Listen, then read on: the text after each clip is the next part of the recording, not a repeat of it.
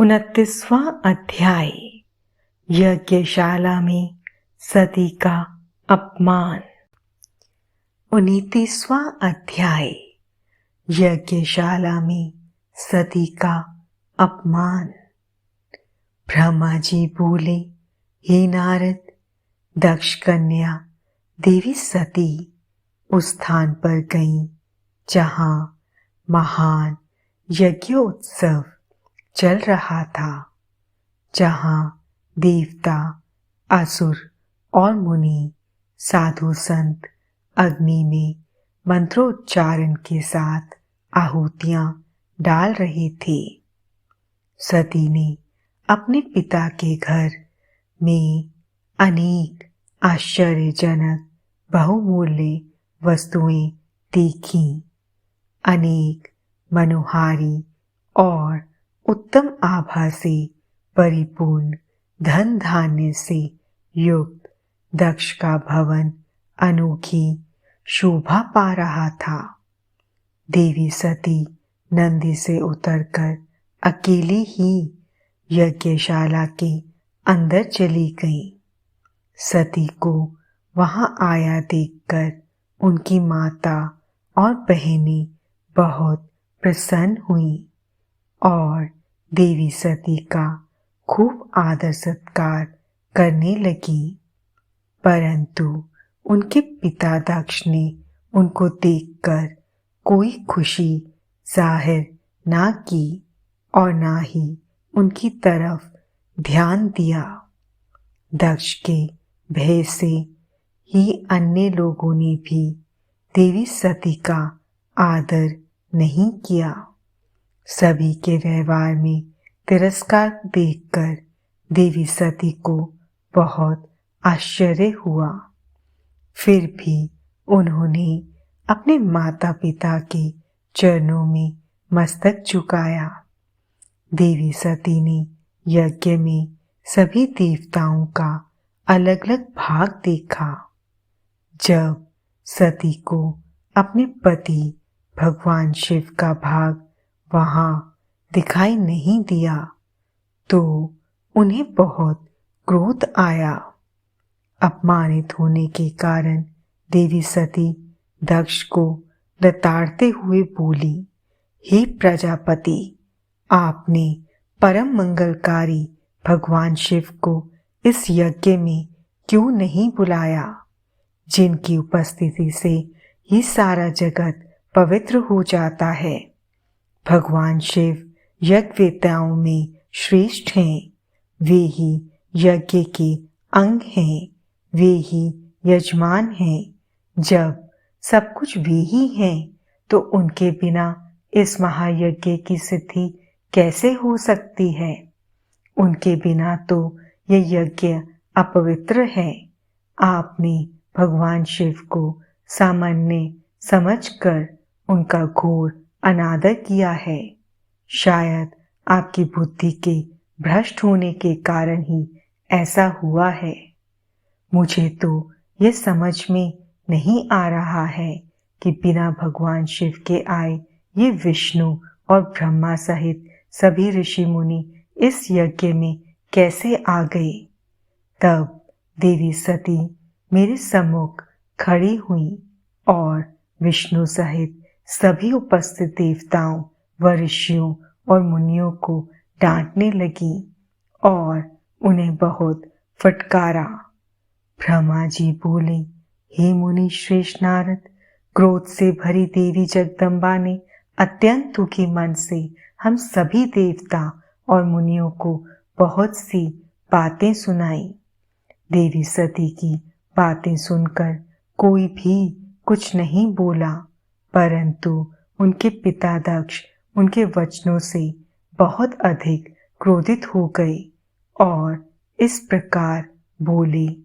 दक्ष ने कहा, हे पुत्री सती, तुम्हारे इस प्रकार के वचनों से क्या लाभ होगा। तुम बिना बात के सभी का अपमान कर रही हो। वैसे भी मैंने तुम्हें यहाँ आने का कोई निमंत्रण नहीं दिया था, तो तुम यहाँ क्यों चली आई। तुम यहाँ खड़ी रहो या वापस चली जाओ, तुम्हारी इच्छा है।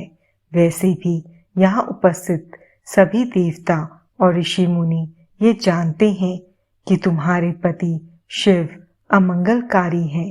उन्हें वेदों से बहिष्कृत किया गया है। वे भूतों, प्रेतों तथा पिशाचों के स्वामी हैं। उन्होंने बहुत बुरा वेश धारण किया है। इसलिए मैंने रुद्र को इस महायज्ञ में नहीं बुलाया है। मैंने बिना सोचे समझे ब्रह्मा जी के कहने पर तुम्हारा विवाह उनसे कर दिया।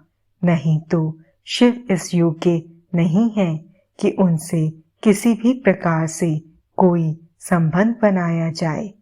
अब तुम आ ही गई हो तो स्थान ग्रहण कर लो। आगे तुम्हारी जैसी इच्छा, हमारा कोई आग्रह नहीं है। दक्ष की ये बातें सुनकर उनकी दुहिता सती ने अपने पति की बुराई करने वाले अपने पिता को देखा तो उनके मन में रोष बढ़ गया। वे क्रोध से भर गई। तब वे मन में ही विचार करने लगी कि अब मैं शिवजी के सामने कैसे जाऊंगी। यदि किसी तरह उनके पास चली भी गई तो उनके द्वारा यज्ञ का समाचार पूछने पर क्या कहूंगी।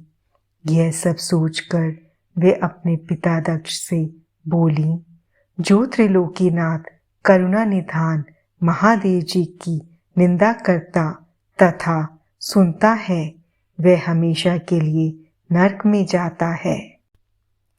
अर्थात जब तक सूर्य और चंद्रमा का अस्तित्व है उसे नरक भोगना पड़ता है। इस प्रकार देवी सती को वहां आने पर बहुत पश्चाताप हो रहा था। अपने पति भगवान शिव की अवहेलना को वह सहन नहीं कर पा रही थी। तब वे अपने पिता दक्ष सहित अन्य देवताओं से कहने लगी। देवी सती बोली, तुम सभी भगवान शिव के निंदक हो। तुमने उनकी अवहेलना होते देखकर प्रभु शिव का अपमान किया है। इस पाप का फल तुम सभी को अवश्य भोगना पड़ेगा। जो लोग भक्ति और ज्ञान से विमुख हैं वे सदी ऐसा कार्य करें तो कोई आश्चर्य नहीं होता, परंतु जिन लोगों ने अज्ञान के अंधेरों को दूर कर अपने ज्ञान चक्षुओं को खोल लिया है, जो महात्माओं के चरणों की धूल से अपने को शुद्ध और पवित्र कर चुके हैं, उन्हें किसी से बैर भाव रखना, ईर्ष्या करना और निंदा करना कतई शोभा नहीं देता है। भगवान के श्री चरणों का ध्यान करते हुए उनका 2 अक्षर का नाम शिव का उच्चारण करने से ही सारे पाप धुल जाते हैं। तुम मूर्खता के वश में होकर उन्हीं भगवान का अनादर कर रहे हो। उनसे द्रोह करके तुम्हें कुछ भी हासिल नहीं होगा। उद्धार भगवान महादेव जी जटा और कपाल धारण किए शमशान में भूतों के साथ प्रसन्नता पूर्वक रहते हैं। वे शरीर पर भस्म लगाए और गले में नरमुंडों की माला धारण करते हैं। फिर भी मनुष्य उनके चरणों की धूल अपने माथे पर लगाते हैं, क्योंकि वे साक्षात परमेश्वर हैं। वे परम ब्रह्म परमात्मा हैं। वे ऐश्वर्य से सदा ही दूर रहते हैं। जो ऐसे महापुरुष की निंदा करता है उसके जीवन को धिक्कार है। मैंने भी तुम्हारे द्वारा की गई अपने पति भगवान शिव की निंदा को सुना है, इसलिए मैं अपने शरीर को त्याग दूंगी। इस यज्ञ की अग्नि में प्रवेश कर मैं भस्म हो जाऊंगी। मैंने अपने प्रिय पति भगवान शिव का अनादर देख भी लिया है और उनके प्रति अपने पिता के कटु वचनों को भी सुन लिया है। अतः अब मैं इस जीवन का क्या करूं। मैं इस समय पूर्णतः असमर्थ हूँ। इस यज्ञशाला में जो भी शक्तिवान और सामर्थ्यवान पुरुष हो, वे भगवान शिव की उपेक्षा करने वालों और उन्हें बुरा और अमंगलकारी कहने वाले की जीभ काट दे, तभी वह शिव निंदा सुनने के पाप से बच सकता है। जो ऐसा करने में समर्थ ना हो तो उसे अपने दोनों कानों को बंद करके यहाँ से तुरंत चले जाना चाहिए, तभी वह दोष मुक्त होगा। फिर देवी सती अपने पिता दक्ष की ओर मुख करके बोली, जब मेरे पति महादेव जी मुझे आपके साथ संबंध होने के कारण दाक्षायणी कहकर पुकारेंगे तो मैं कैसे कुछ कह पाऊंगी। हे पिताजी, आपने मेरे पति का घोर अपमान करके मुझे उनके सामने जाने लायक भी नहीं छोड़ा, इसलिए मेरे पास अब एक ही रास्ता शेष है। मैं आपके द्वारा प्राप्त इस घृणित शरीर का आपके सामने ही त्याग कर दूंगी। तत्पश्चात सती वहां उपस्थित सभी देवताओं से बोली कि तुम सब ने करुणा निधान भगवान शिव की निंदा सुनी है, इसलिए तुम्हारे कर्मों का दुष्परिणाम तुम्हें अवश्य मिलेगा। मेरे पति भगवान शिव तुम सबको इसका दंड अवश्य ही देंगे। उस समय देवी बहुत क्रोधित थी। यह सब कहकर वह चुप हो गई और अपने मन में अपने प्राण वल्लभ भगवान शिव का स्मरण करने लगी।